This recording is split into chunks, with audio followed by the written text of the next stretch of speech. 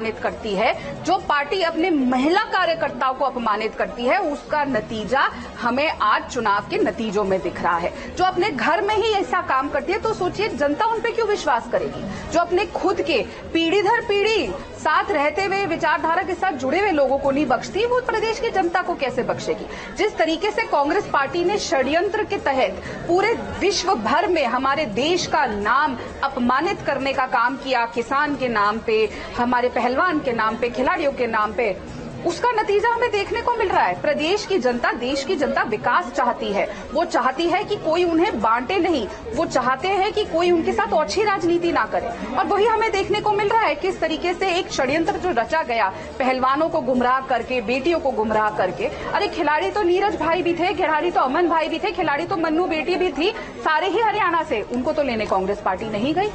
और आज आप देख लीजिए विनेश किस तरीके से ट्रेल कर रही है, क्योंकि उन्होंने हरियाणा के इमोशंस को तोड़ने का काम किया।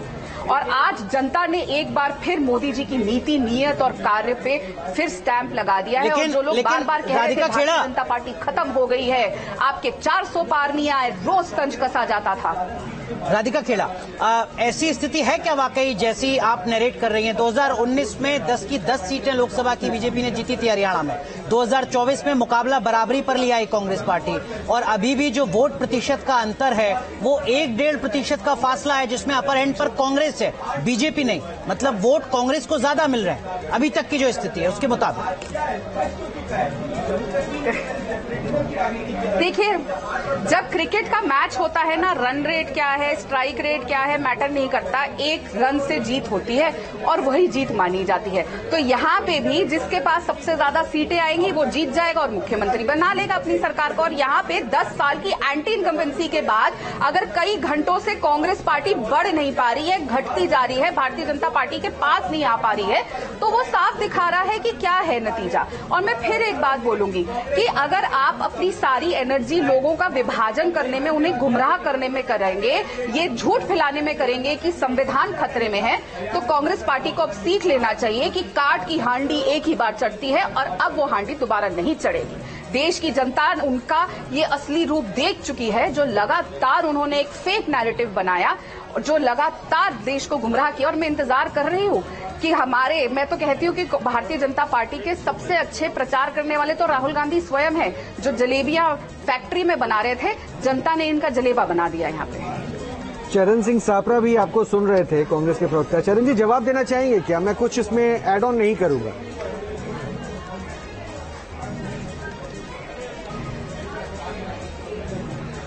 देखिए, आप समय बताएगा कि भारतीय जनता पार्टी की जो लुटिया है वो इसी जलेबी की चाशनी में डूबेगी। अभी तो मात्र 4 राउंड हुए हैं या 5वां राउंड चल रहा है, 16 राउंड की काउंटिंग होनी है।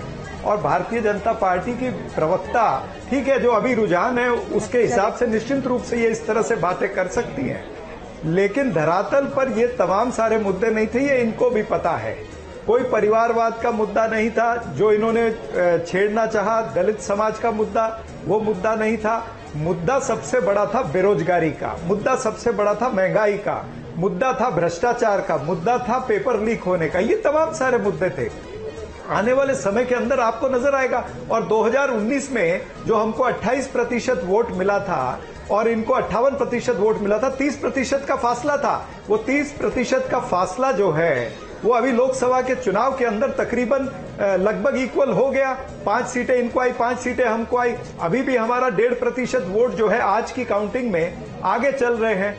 तो ये आज की परिस्थिति में और अभी की परिस्थिति में ये कह देना कि भारतीय जनता पार्टी की बहुत बड़ी जीत हो गई, ये संभव नहीं है। 2 बजे के बाद निश्चित रूप से हम फिर मिलेंगे और इसके ऊपर हम चर्चा कर सकते हैं कि किसकी जीत हुई, किसकी हार हुई, और उसका आकलन भी कर सकते हैं।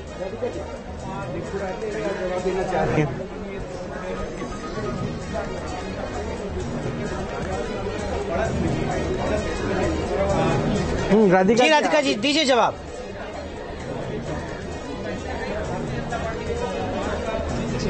जी, चरण जी मेरे सीनियर रहे हैं और बहुत साल मैंने इनके साथ एक ही डिपार्टमेंट में काम किया है और हम लोग लगातार यही करते आते थे, यही बोलते आते थे। चरण जी, मैं आपकी मजबूरी समझती हूँ, मुझसे बेहतर कौन जानेगा कि 2 बजे का वेट करिए, 3 बजे का वेट करिए, वेट करते रहते थे लेकिन आंकड़े नहीं बदलते थे और वही आज भी होने वाला है। It's time the Congress wakes up and smell the coffee beans. जो विभाजन का कार्ड आप लोग खेलते हैं, जो अपने ही वर्कर को अपमानित करने का आप काम करते हैं, पीढ़ी दर पीढ़ी जो आपके नेता रहे हैं, जो परिवार जुड़े हुए हैं, जिन्होंने कांग्रेस की नींव रखने का काम किया, उनको अपमानित करने का काम कहते हैं, वो दिखाई दे रहा है। इसलिए आपकी सारी कॉन्सेंट्रेशन सिर्फ गांधी परिवार को खुश करने में, उनकी चमचागिरी करने में, उनके बैग भरने में लगी रहती है। आप लोगों ने हिमाचल में क्या किया?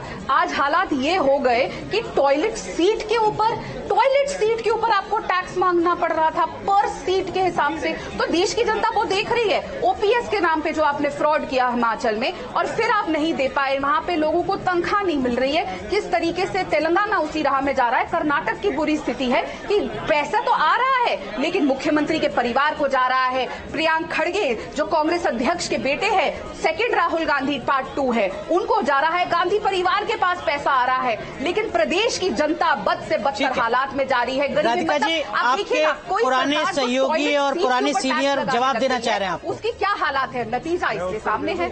सापरा साहब,